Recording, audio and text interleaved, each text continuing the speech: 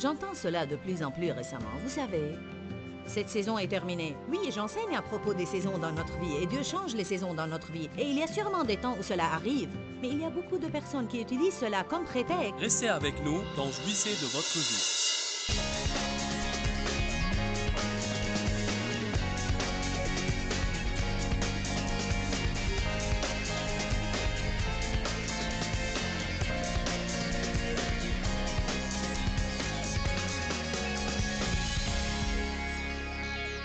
Notre message est intitulé « Je suis pressé, mais Dieu ne l'est pas ». Souvent, si Dieu n'agit pas selon mon programme de travail, et s'il ne fait pas ce que je veux et quand je veux, je peux me sentir mécontente et troublée dans mon esprit. J'aimerais bien vous citer encore une fois ce que l'apôtre Paul a dit dans Philippiens 4, 11. J'ai appris à être content. La Bible amplifiée dit « satisfait au point de ne pas être troublé ou perturbé ». Ceci ne veut pas dire qu'il n'a jamais voulu changer. Nous allons tous vouloir changer. Mais l'essentiel, c'est que Dieu veut que nous jouissions de notre vie. Il veut que nous apprenions à être contents là où nous sommes, sur notre chemin vers le but. Parce que si vous n'apprenez pas à patienter, et si je n'apprends pas à patienter, nous allons mener de misérables vies. Car un peu de bon sens nous dira, si nous revenons sur notre passé, que nous passons plus de temps à attendre qu'à recevoir. Parce que vous attendez quelque chose, vous attendez, puis vous aurez votre percée. Béni soit le Seigneur, alléluia, et nous sommes tous excités, puis nous commençons à attendre autre chose. Quand j'ai finalement réalisé cela, j'ai pensé, vaut mieux que j'apprenne à patienter. Parce qu'en fait, je ne savais pas patienter. Une des faiblesses de mon caractère est que je suis impatiente de nature. Et vous savez, toute personne arrive sur cette terre avec des points forts ainsi que des points faibles. Et la puissance de Dieu se manifeste en général dans nos faiblesses si nous lui faisons confiance. Et je vais être très honnête avec vous et vous dire que je lutte contre l'impatience chaque jour de ma vie. Je n'aime pas attendre, je veux ce que je veux et quand je le veux, et je veux que les autres fassent ce que je veux et quand je le veux. Amen. Êtes-vous pareil? Ce matin, Dave a porté un pantalon qui n'était pas du tout assorti avec sa veste. Et à la dernière minute, il fallait qu'on lui repasse un autre pantalon. L'important, c'est que nous étions en route pour venir ici. Et il était 10h10. Et moi, je n'arrive pas en retard à mes réunions. Je suis toujours présent dès que l'adoration commence. Et je fais cela pour donner le bon exemple. Et parce que ma participation à l'adoration m'est une grande aide. Elle aide à libérer et à augmenter aussi l'onction dans ma vie. Et c'est ce que je sens à cet égard. Je connais des personnes qui ne font pas la même chose, mais c'est ce que je fais moi-même. Et je n'aime pas être en retard. Alors dès que j'ai réalisé qu'il était 10h10 et que je n'allais pas arriver avant 10h15, j'ai commencé à me sentir vraiment comme si je vais... Et puis j'ai pensé, bon, il est maintenant 10h10 et je n'y peux rien. Il m'est impossible d'arriver à 10h moins 10. Nous sommes souvent très énervés et contrariés par des différentes choses que nous ne pouvons pas changer, des choses qui ont déjà eu lieu et que nous ne pouvons pas changer du tout. Alors là, nous devons faire confiance à Dieu pour qu'il règle les choses. Paul a dit, j'ai appris le secret d'être content que je sois rassasié ou affamé, que je sois humilié et que je n'ai pas ce que je veux et que je sois dans l'abondance et que j'ai tout ce que je veux. J'ai appris à être stable. Alors, si nous voulons jouir de notre vie comme il faut, nous aurons à apprendre à bien patienter. Qui ici ne sait pas patienter? Bon. Certains pourraient attendre à jamais sans se soucier. Mon mari est l'un d'eux. Il dit... On verra. C'est le leitmotiv de Dave. On verra. Béni soit le Seigneur, lent et solide, rapide et fragile, alors que moi... Il a une capacité surnaturelle. Avez-vous jamais remarqué comment Dieu vous met souvent avec une personne de caractère opposé? Il y a ici des parleurs mariés à des personnes qui parlent rarement. Il y a aussi beaucoup de personnes qui s'enthousiasment vraiment pour tout. Oh, gloire à Dieu! Mariés à des personnes qui sont...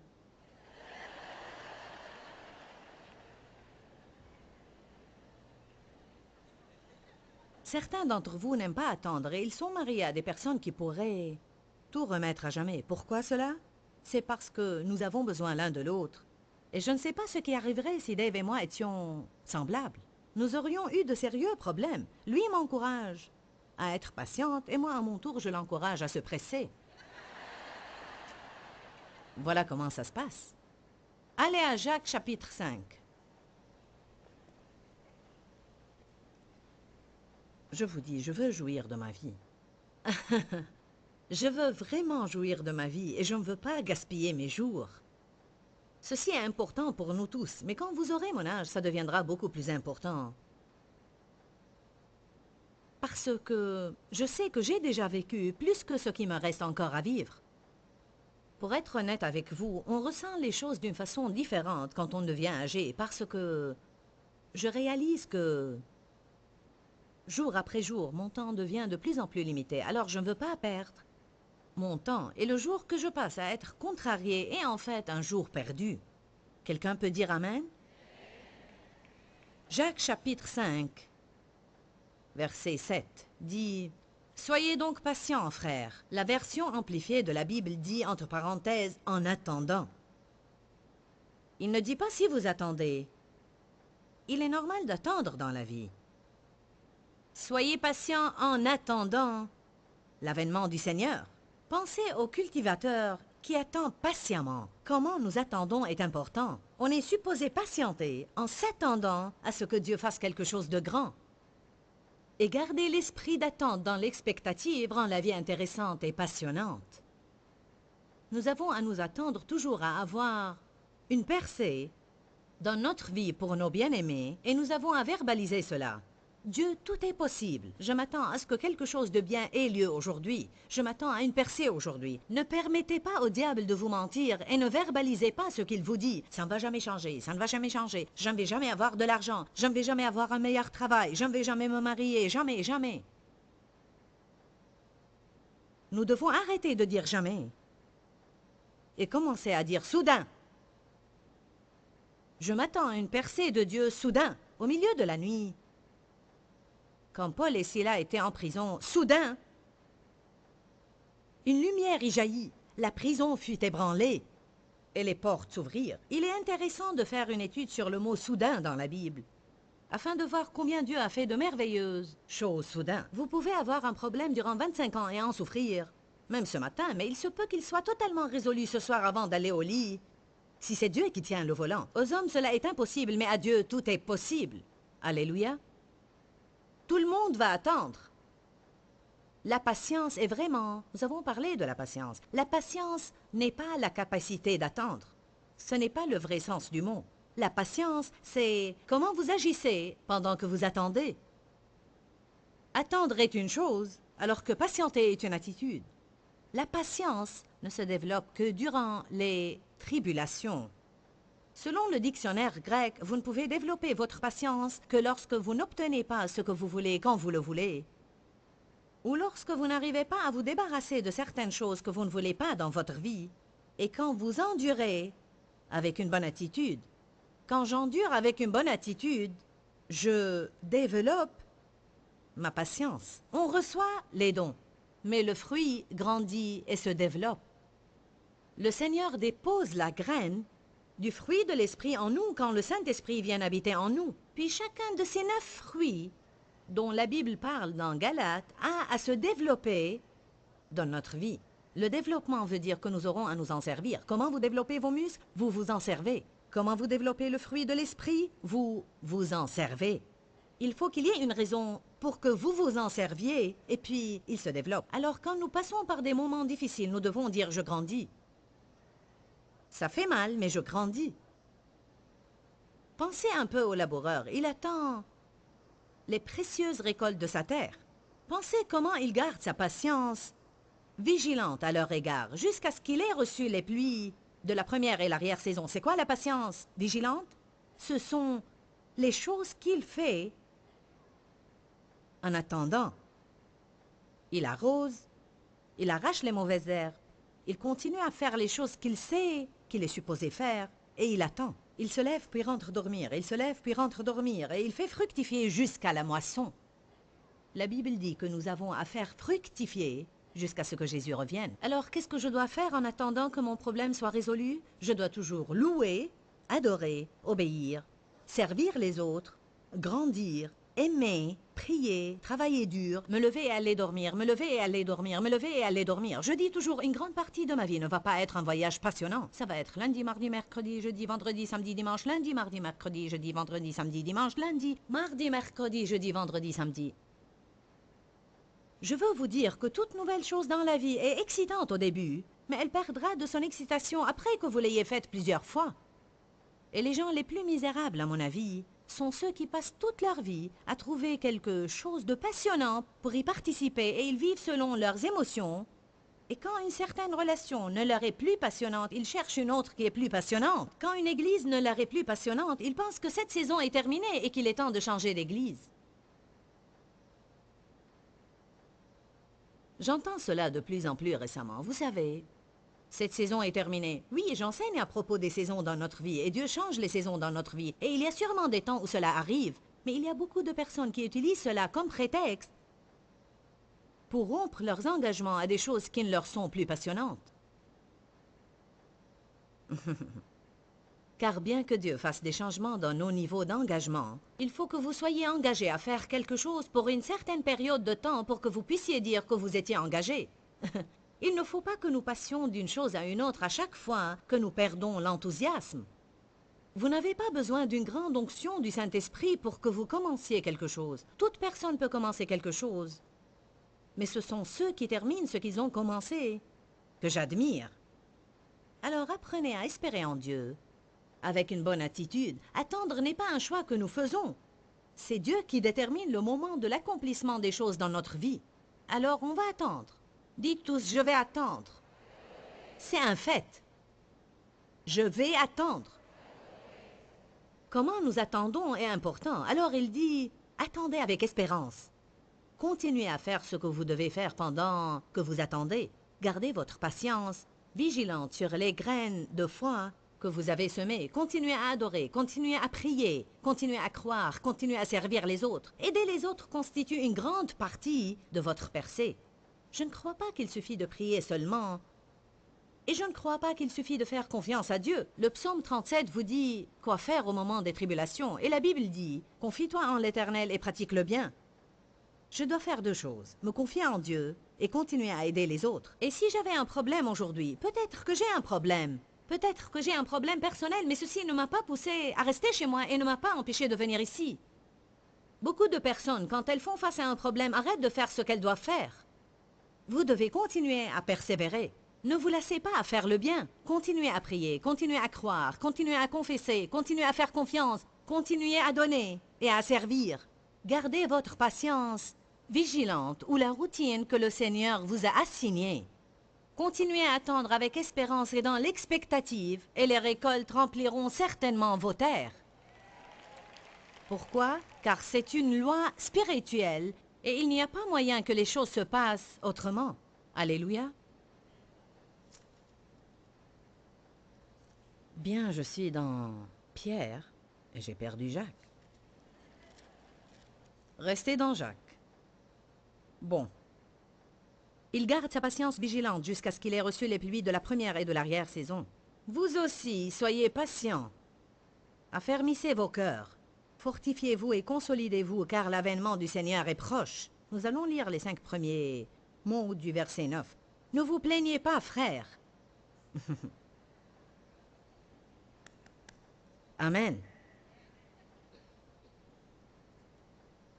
Notre attitude est un choix que nous seuls faisons. Personne d'autre ne peut me choisir mon attitude. Vous savez cela? Dieu détermine le moment de l'accomplissement des choses. Mais nous seuls choisissons notre attitude. Je ne sais pas si c'est votre cas, mais moi j'ai parfois à travailler chaque jour sur mon attitude. Je veux attendre avec une bonne attitude et avec un cœur plein d'espoir jusqu'à ce que ma moisson remplisse le terrain à n'importe quel moment. Psaume 27. Dans le psaume 27, versets 13 et 14, David a dit des choses d'une première importance. Il a dit « Que serais-je devenu si je n'avais pas cru que j'allais voir la bonté de l'Éternel sur la terre des vivants ?» Il dit « J'aurais certainement coulé dans le puits de dépression. J'aurais vécu toute ma vie dans la misère. Que me serait-il arrivé si je n'avais pas cru que j'allais voir la bonté de Dieu non seulement au ciel, un de ces jours, mais durant ma vie ici sur la terre. Espère en l'Éternel Tout-Puissant. Fortifie-toi, sois courageux, et que ton cœur s'affermisse et endure. Oui, espère en l'Éternel, et attends patiemment. Tout le monde attend. Moïse a attendu 40 ans. Dans un endroit désagréable dans les déserts. Joseph a attendu 14 ans, dont la plupart en prison pour un crime qu'il n'a pas commis. Abraham a reçu une parole directe de Dieu, une promesse, et il a attendu 20 ans. La naissance d'Isaac, c'est dû en partie à ce qu'il a eu une idée intelligente de la chair, et il a eu Ismaël entre-temps.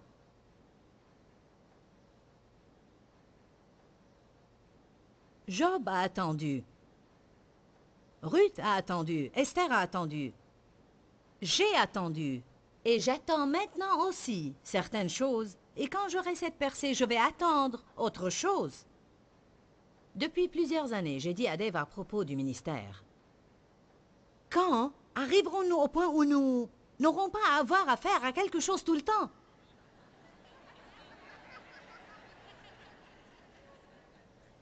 Il a répondu « Jamais ». Très calmement. Il ne m'a pas fait un sermon, il a dit « Jamais ».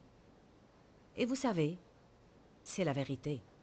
Tant que nous sommes vivants sur cette terre, nous pourrions vivre plusieurs jours ou même plusieurs semaines où tout est formidable, mais la plupart du temps de notre vie, chacun d'entre nous va avoir affaire à quelque chose.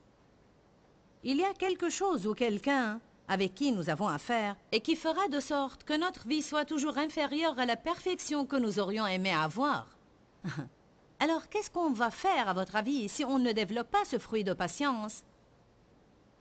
Ou si on n'apprend pas à attendre? Combien d'entre vous attendent quelque chose maintenant dans leur vie? Regardez, je ne vois pas beaucoup de mains qui ne sont pas levées. Tout le monde attend. Dieu m'a appelé pour le servir il y a 27 ans. Et j'ai vu ce que je fais maintenant. Mais j'avais à attendre de longues années pour que cela s'accomplisse. Allez à Actes chapitre 1. J'essaye de vous pousser à faire un choix aujourd'hui. Il se peut que vous ne ressentiez aucun changement quand vous sortez d'ici. Mais la parole sera suffisamment gravée en vous pour que vous sachiez. Je dois décider maintenant d'avoir une bonne attitude. Quand vous avez envie de crier, chanter une louange. Tout le monde voudrait toujours savoir quand Dieu quand. Quand Dieu quand. Pourquoi Dieu pourquoi.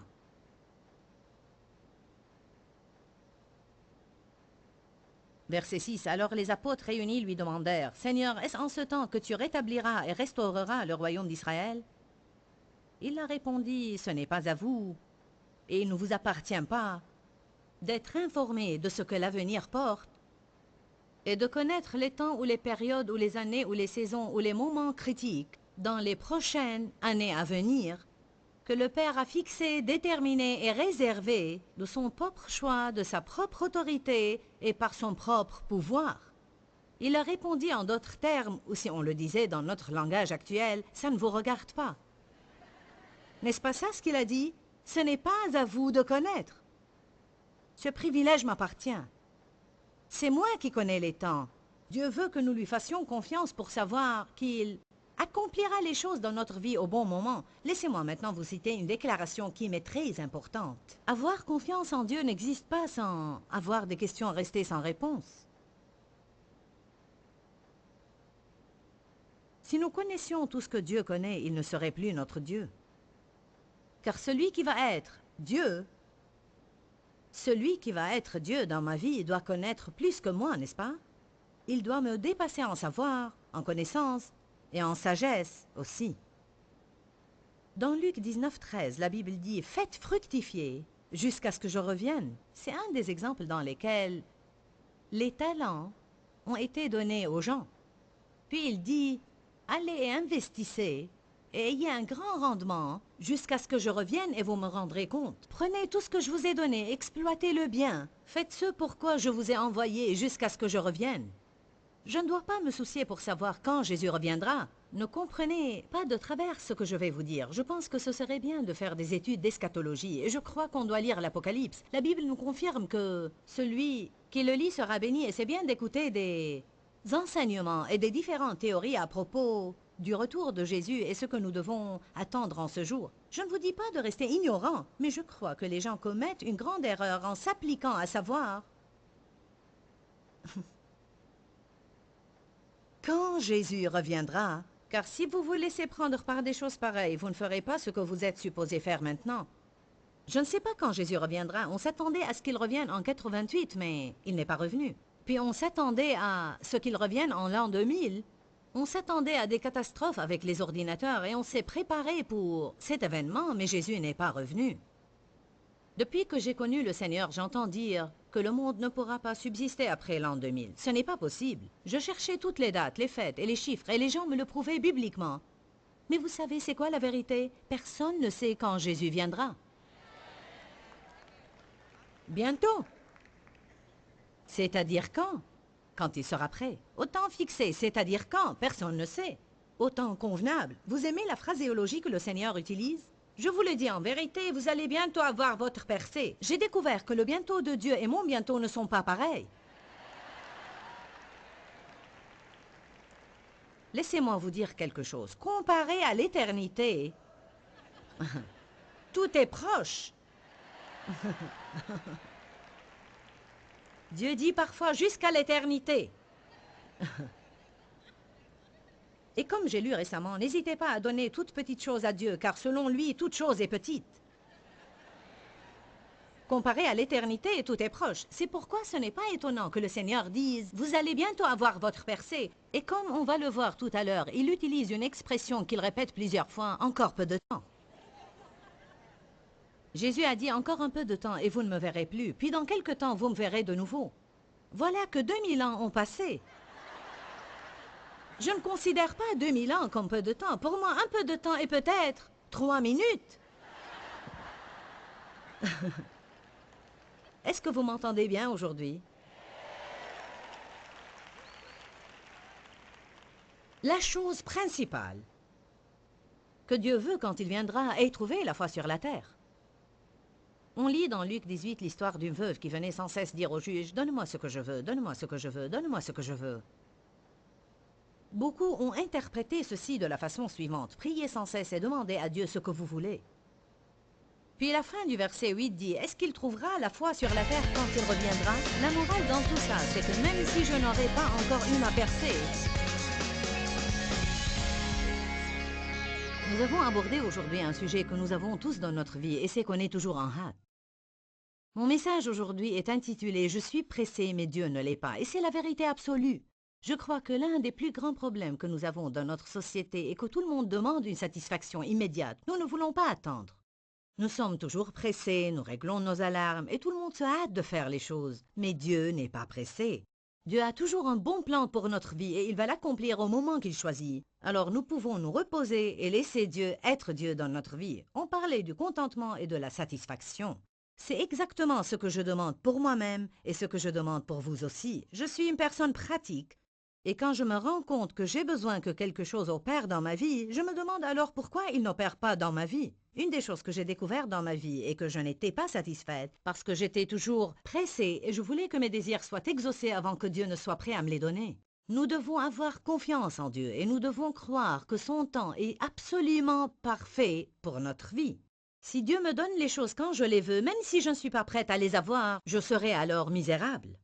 Je vais vous encourager aujourd'hui à prendre une décision. Je vais avoir confiance en Dieu. Je vais croire qu'il choisit bien les moments dans ma vie. Et je ne vais pas perdre cette journée à être misérable. Je vais jouir de cette journée que le Seigneur m'a donnée. Pourquoi, Seigneur, pourquoi? Dans ce livret, Joyce Meyer nous enseigne à travers la parole comment être délivré de la confusion. Pour obtenir ce livret gratuitement, écrivez-nous à Joyce Meyer, boîte postale 40095-6300 Larnaca, Chypre. Ou bien visitez notre site web www.joycemeyer.org/fr.